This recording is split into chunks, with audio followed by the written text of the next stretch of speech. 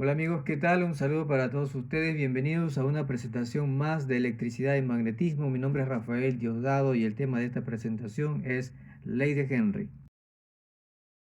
Como ya sabemos, la inducción de la fuerza electromotriz es uno de los efectos producidos por la variación del campo magnético en el tiempo, es decir, por el incremento o disminución del flujo magnético en el tiempo, fenómeno que estudió Michael Faraday en Inglaterra, pero también Joseph Henry en los Estados Unidos realizó independientemente experimentos similares, observando también que es posible inducir una FEM en un circuito eléctrico utilizando un campo magnético variable. A partir de la expresión para flujo magnético, se deduce la expresión que establece la relación de esta fuerza electromotriz inducida con el campo magnético y el área que atraviesa el campo, cuando se mantienen constantes el área y el campo, y solo varía en el tiempo el ángulo que existe entre ellos. La variación del ángulo entre el vector normal a la superficie y el campo que la atraviesa permite la variación de flujo simplemente aumentando o disminuyendo la proyección de esta área respecto al flujo. Esta es una forma de inducir fuerza electromotriz sin la necesidad de variar la magnitud del campo ni la del área en la bobina, dado que se dificulta variar estas características en los mencionados elementos durante el proceso. A partir de la expresión obtenida sigue siendo evidente que una FEM puede ser inducida en un circuito de las siguientes formas.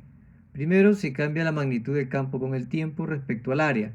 Segundo, si cambia el área de la espira con el tiempo respecto al campo.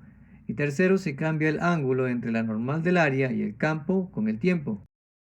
Esto nos permite deducir que son necesarios únicamente los siguientes elementos: el campo magnético, la espira o bobina, y el movimiento relativo de uno de estos elementos con respecto al otro, ya que es este movimiento relativo el que permite la variación del campo y el flujo magnético en el tiempo, por lo que sin movimiento sería imposible inducir la corriente. En este sentido, sería posible mover el imán a través de la bobina o bien la bobina a través del imán, con lo que se consigue que cambie el flujo sin necesidad de variar el ángulo entre estos elementos, y se torna entonces necesario llevar y traer el elemento en movimiento de traslación a lo largo de un eje rectilíneo para cambiar el sentido de flujo a través del área. Pero si en lugar de la traslación aplicamos la rotación de alguno de estos elementos respecto del otro, sea de la bobina o del imán, el cambio de dirección y por ende la variación de flujo magnético se da de manera natural sin tener que cambiar el sentido de la rotación o del movimiento, mientras en la bobina la corriente fluye alternando el sentido. Entonces, como ya se ha dicho antes, cuanto más rápido gire la bobina, mayor será la FEM, es decir, en este caso, cuando más velocidad angular exista, la frecuencia aumentará conjuntamente con la FEM, y si disminuye la frecuencia, disminuye la FEM. Esto se puede observar también en la expresión obtenida.